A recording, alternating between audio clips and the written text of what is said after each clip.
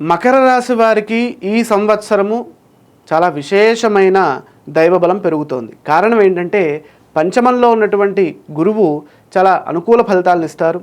అర్ధలాభం తథైశ్వర్యం స్వకర్మరతిహర్హితం సదా స్వజన సౌఖ్యంచ పంచమస్తే భవేద్గురవు. ఆర్థిక లాభాలు అధికంగా ఉంటాయి. అలాగే ఐశ్వర్యం వృద్ధి చెందుతుంది. కర్మసిద్ధి, కుటుంబ సౌఖ్యము మొదలైన శుభ ఫలితాలను ఇస్తున్నారు. పంచమం అంటే సహజంగా మనకి సంతాన స్థానం, ఆలోచనా స్థానం కాబట్టి మరో శాస్త్రంలో అంటే మరో గ్రంథంలో ఏం చెప్తున్నారు? పుత్రోత్పత్తి ముపైతి సజ్జన యుతిం రాజానుకూల్యం సుతే.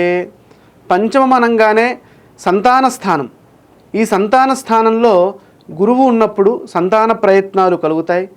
అలాగే పుత్రవృద్ధి ఉంటుంది. సుజన మిత్రత్వము, మంచి మిత్రత్వము కలుగుతుంది. పై అధికారులతో మేలైన ఫలితాలు అందించే విధంగా గురువు సహకరిస్తారు. అదేవిధంగా మనము శాస్త్రాన్ని మరింత లోతుగా చూసినట్లయితే పంచమ భావంలో ఉన్నప్పుడు చేసేటటువంటి పనిలో విజయం ఉంటుంది. అలాగే ఆనందం ఉంటుంది. కార్యసిద్ధి చాలా గొప్పగా ఉంటుంది. పనిలో మరింత నిమగ్నులవుతారు. అంటే మంచి ఇష్టతతో చేస్తారు పనిని, ఎక్కడ విసుగు ఉండదు. వృత్తి వ్యవహారాల్లో మంచి ఫలితాలు లభిస్తాయి. గౌరవ మర్యాదలు బాగా ఉంటాయి. విద్యార్థులకు చాలా గొప్ప శుభకాలంగా గోచరిస్తోంది. ఆర్థికంగా చాలా గొప్ప కాలము. ఇంట్లో కావాల్సినటువంటి వస్తువులను, అలాగే ఆభరణాలను, అదేవిధంగా వస్త్రాలను కొనుగోలు చేస్తారు. పెళ్లి కాని వారికి చాలా మంచి సంబంధము దొరకడానికి ఇది అనుకూలమైన కాలం. అదేవిధంగా మీ ప్రవర్తన ఇంట్లో వారితో చక్కగా ఉండి లాభాన్ని పొందుతారు.